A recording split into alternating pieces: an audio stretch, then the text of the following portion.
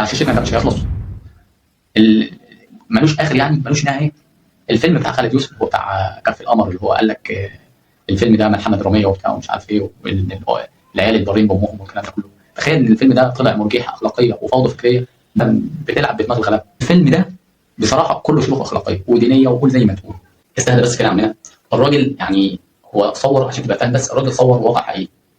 مأساة الام السعوديه اللي هي وقعت في اول اختبار في تربيه اولادها. الفيلم انا معاك ان فيه بلاوي، بس فعلا مس واقع حقيقي في الصميم، يعني مس واقع حقيقي في الصميم. يعني زي ما تقول هو مثل الدور بالظبط، ان الام السعوديه بتقع في اول اختبار ليها في اولادها. ده بص، ده واقع حقيقي. وجع ايه بس يا راجل؟ انت تخيل ان احنا قعدنا ساعتين كده نندب الحظ، ساعتين ونص نندب الحظ، وفي الاخر يعني الفيلم ده بدرس اخلاق كارثي. اكرام الميت دفنه كده، واكرام الام مرضها في الشارع. ده اللي حصل في الفيلم. بدايا كده لازم تدي العيش لخبازه. ازاي بقى؟ كان في اداء تمثيلي روعه، اول هيثم زكي ووفاء عامر وسيف نصر والناس الكبار وخالد صالح والناس الجماهيريه. كان في تمثيل رائع جدا جدا جدا. وكمان ما تنساش برضه طريقه فرغلي والناس الجماهيريه. في الامر كانت فكره جميله جدا جدا جدا. ادانا يعني زي ما تقول ايه، ام اللي هي جمعت ولادها بكف القمر اللي هم 5. كانت فكره شعريه جميله جدا جدا في الاول، لكن بعد كده زي ما انت قلت عامله زي اللعبه اللي هي جامده، اللعبه الجميله، وبعد كده باظت. اللعبه اللي هي جامده في الاول وكانت حلوه والكلام ده كله، بس اتكسرت. يقول لك ايه، اللي بيتهم الازاز ما يحبش الناس بايه؟ بالطوب. او اللي اصلا كف القمر اللي هي بترمز ليهم، ده بيعني ترابط للوحده، بيعني ترابط للوحده. يا عم بلاش شعريه، بلا بطيخ، بلا بتاع. الرمز الجميل لحد ما يتحول لكابوس. تعالى نمسك الفيلم كده حته حته وبالبلدي كده عشان الناس تفهم. اللي بينك وبين الناس ده لازم تفصصه لهم عشان يفهموا. ففي مثلا تبداوا بايه؟ تبداوا بالدين ولا تبداوا بالاخلاق ولا تبداوا بايه؟ نبدا بالدين. نبدا بالدين اللي هو يعني اساس اي حاجه. قال لك ايه؟ فلا تقل لهما اف وقل لهما قولا كريما. تعالى بقى بص للحته دي. تعالى بقى بص للولاد ال5 اللي هم عيال كف القمر. كل واحد فيهم يعني عصى ربنا سبحانه وتعالى في الفيلم ده، او كل واحد فيهم عمل كارثه على شكل معين. كارثه بقى دينيه، اخلاقيه، اجتماعيه، كل واحد فيهم عمل كارثه. اللي باع اخوه علشان مش عارف ايه، واللي نسي اصله، واللي بقى جاحد، واللي نسي امه، واللي بقى جاحد برضه عليها. وفي الاخر الام نفسها بتدعي عليهم دعوه قهر، دعوه تبقى مرتده كده على كل واحد فيهم تجيب اجره. نهايات دراميه مأساويه، يعني بتخالف اي منطق جزاء عادل وصحيح. القدر كانه عشوائي، مش كانه حاجه يعني الجزاء من جنس العمل والكلام ده كله خالص. بتصور لك اللي حصل ده، القدر كل اللي حصل ده على اساس ان هو عشوائي، حصل عشوائي، مش الجزاء من جنس العمل. هنا الدين بقى فالح في، يعني الفيلم هنا ادانا نقطه ايجابيه جدا جدا. ايه هي بقى؟ ان هو اللي يعمل حقوق الوالدين ده، اللي هو ان الفيلم اصلا بيحذرنا من حقوق الوالدين وظلم الاخوه. يعني اللي يعمل كده هيحصل له كده. عملته يعني عملوا الفيلم زي ما تقول اسلوب الصدمه، صدم الناس كلها. يعني صدمه عليهم كل كده، الاخوه ال5 اللي هم الكل صدموا زي ما تقول. يعني كانت صدمه قاسيه جدا جدا عليهم. وعشان الصدمه دي لازم توصل للناس، فالفيلم وصلها للناس ان هو اللي هيعمل حقوق الوالدين او اللي هيعمل كده هيحصل له كده. زي ما احنا بنقول اللي هو ايه، الجزاء من جنس العمل. يعني ده بالنسبه لنا من وجهه نظري انا عشان تبقى فاهم. وكده يعني صور حقوق الوالدين في ابشع صور، علشان الناس تتعظ ويبقى يبقوا عارفين ان هو لو انت كان في عندك حقوق للوالدين والكلام ده كله هيحصل لك كذا كذا وكذا وكذا الكلام ده. يتعظوا يا راجل. الاتعاظ بيكون بتقديم نماذج سويه. يعني تقدر تقتدي بيها عشان تبقى فاهم. بس مش نجيب 5 نماذج اسوأ من بعض وتحط الام في دور ضحيه اللي هي عاجزه، يعني اللي هي بكل سلاحها اصلا الدعوه اللي بتدمر الكل في الاخر، بما فيهم هي. عشان تبقى فاهم بس، بما فيهم هي. الدين هنا يعني بيعلمنا الصبر والاصلاح، مش الاستسلام يعني الاستسلام للانهيار التام لكل منظومه اسريه بالشكل ده. الوعظ بيكون يعني لنماذج سويه، مش هم النماذج دول ال5 اللي هو كل واحد فيهم عمل كارثه غير الثاني. سيبك من الدين وتعالى نتكلم في الواقع، الاجتماعيات. الواقع اللي احنا عايشينه ده مش هو واقعنا فعلا؟ ولا مش هو واقعنا، اللي هو الصعيدي اللي بيطلع من الصعيد وبيسافر على القاهره والكلام ده كله. مش بنشوف احيانا الاخوه، يعني الاخوات يعني والكلام ده كله، لما يطلعوا من الريف للحضر، او يطلعوا من المدينه للقاهره، او يطلعوا من الريف او يطلعوا من الصعيد للقاهره والكلام ده كله، فبتتغير ظروفهم الماديه والمعنويه والكلام ده كله. في منهم اللي بيحافظ على العيش والملح والحافظ على الاصول والكلام ده كله، في منهم كده، وفي منهم اللي بيتغير كده اللي بينسى اصله، واللي بينسى هو كان مين وبقى ايه وبتاع، وفي منهم اللي بينسى التربيه بتاعته، وفي بينسى العيش والملح زي ما احنا قلنا. فالفيلم هنا صور لك الواقع ده ببراعه، صوره كده بجرأه، صوره باحترافيه.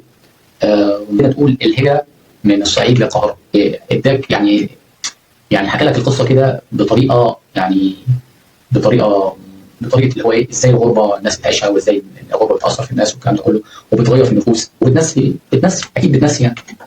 حرام عليك، ده مش نقل واقع خالص، ده زي ما تقول كاريكاتير كده مبالغ فيه، الريف المصري والصعيد والكلام ده كله. عشان تبقى فاهم، لما بيسافر ما بيبقاش بالمسك ده خالص، مش بيبقى فاهم بس، يا اما مجرم، يا اما منحرف، يا اما ضعيف الشخصيه. ايه الكلام اللي انتوا عملتوه ده في الميكس ده يعني؟ صحيح لما بيسافر ما بيبقاش بالمسك ده خالص. الفيلم قدم صوره اجتماعيه نمطيه فجه عن ابن الريف او ابن الصعيد، اللي هو بيتساق كده ورا رغباته وشهواته والكلام ده كله. اول ما يشوف شوارع القاهره، واول ما يشوف بنت حلوه، او اول ما يشوف حاجات كده ما شافهاش قبل كده والكلام ده كله، فين التراب؟ فين ترابط العزوه والصعيد والكلام اللي احنا يعني عايشين فيه او متعايشين فيه الحقيقي، اللي هو على ارض الواقع؟ فين العزوه الحقيقيه، اللي هو الواحد بيحمي اخوه، بيحموا بعضهم، الكلام ده كله. مش كل واحد بيعمل كارثه عن الثاني وبيفرقوا، وكل واحد بيبقى في نمط معين كده في مكان غير الثاني، ويفضلوا يدوروا على بعض في الاخر والكلام ده كله. هنا ركز على السطح المظلم، على الحاجات الوسخه بس اللي بتحصل في الفيلم، وساب الناحيه المضيئه، الجنب المضيء سابه خالص. وده زي ما تقول بيدي رساله للشباب او المجتمع، ان هو اصل البيئه اللي انت بتطلع منها هي اللي عملت فيك كده، او هي اللي هي اللي هتفسرك، وكأن الانسان عايش مسير مش مخير، ملوش اراده. وزي ما بيقولوا ايه، هنا ساسكت قليلا. هنا بقى انا هسكت شويه عند الاخلاق. ليه بقى اسكت شويه عند الاخلاق؟ لحد ما يعني كلامك مبالغ فيه شويه. انا اقول لك انا بقى. لان المخرجين بعد ما بيعملوا دراما والكلام ده كله، شويه حاجات دي بيحطوا عليه ايه، حاجه اسمها البهارات، علشان يعني ايه، يحلوا المشهد في عيون المشاهد. والمشاهد يعني هو اللي بيختار، هو اللي بيفرز، بيطلع ايه زي ما بيقولوا، بيطلع الصالح من الطالح. انت بقى جات لك المشاهد الجريئه بتطلعها ما بتشاهدهاش، جات لك المشاهد الحلوه اللي هي فيها تقديم رساله والكلام ده كله بتختارها وتسمعها. فانت بقى ايه، بتطلع الكلام ده كله. وده فعلا اثر يعني على مصداقيه الطرح الاجتماعي اللي هو اللي الناس بتقدمه يعني. وبعد ما الفيلم جاب لك حقوق الوالدين، ودي ما اتكلمش عنها خالص في الفيلم والكلام ده كله، ودخل بينا على حته الريف المصري وتشويه الريف المصري والصعيد والاخلاق بتاعت الصعيد والكلام ده كله، دخل بينا على حته ثانيه ونقطه اصعب، نقطه الاخلاق وتشويه الاخلاق. دخل بينا على الاخلاق، وبقى بعت لنا يعني رساله مبهمه المعاني على الغلط كده زي ما بيقولوا من الناحيه الاخلاقيه. الفيلم هنا مليان مشاهد صعبه، مشاهد انت تستحي زي ما قلت لك كده في بدايه الفيديو، تستحي تقعد اولادك قدامه، مشاهد فجر زي ما احنا بنقول كده، مشاهد يعني غبيه كده. ما ينفعش الافلام دي تتعرض اقل من 18 بلس، 12 بلس ما ينفعش خالص.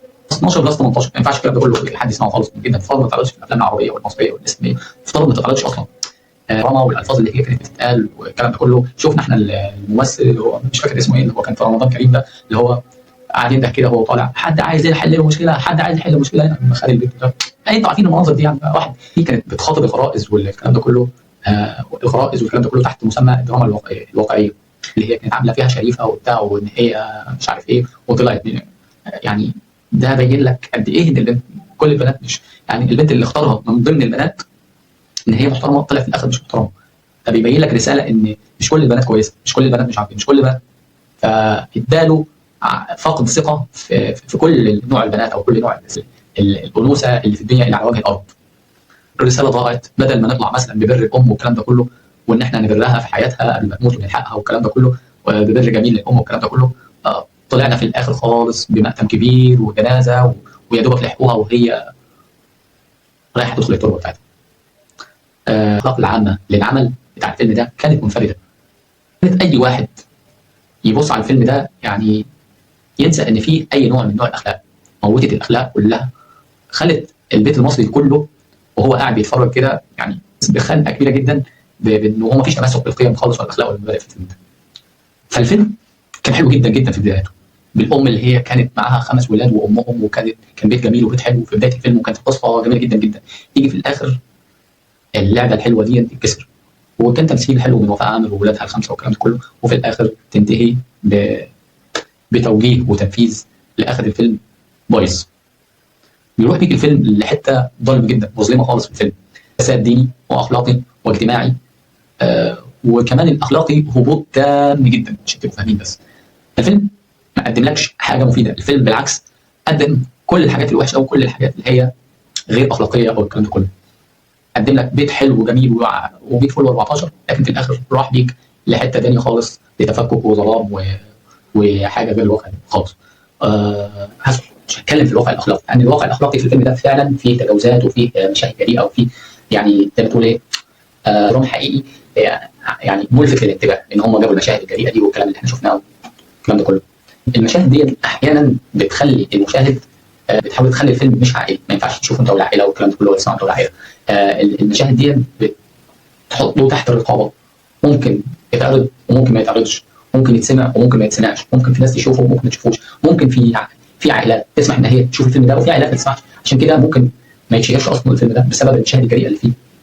ودي كانت بصراحه يعني زي ما تقول ثغره كبيره جدا جدا في العمل الدرامي، جدا جدا في زي ما تقول في الفيلم ده، لان الفيلم ده المفترض ان هو بيقدم رساله، المفترض ان هو بيقدم يعني قضيه مقدسه، حاجه للناس، حاجه تسمعها، حاجه هادفه للناس، اللي هو ايه بقى، اللي هو الام، اللي هي الام والاسره والكلام ده كله. فانت بتقدم اسره، بتقدم قضيه اسريه، فتلاقي تجيب فيها المشاهد الاسريه اللي هي مش تمام دي. وفي النهايه يا سيدي زي ما انا بقول لك كده، المشاهد هو اللي بيفرز، بيطلع الصالح من الطالع. الافلام معروف فيها الحلو وفيها الوحش، معروف السينما بتقدم ايه، ما بتقدمش غير قري وبتقدم خلاعه وبتقدم الفاظ وبتقدم قله ادب والكلام ده كله مسخره. انت ليك الحريه، ليك مطلق الحريه انك انت تسمع ايه والكلام ده كله. واخيرا يا سيدي ما تنساش تشترك في القناه، اشترك في القناه تحت وتقول لنا رايك. سلام.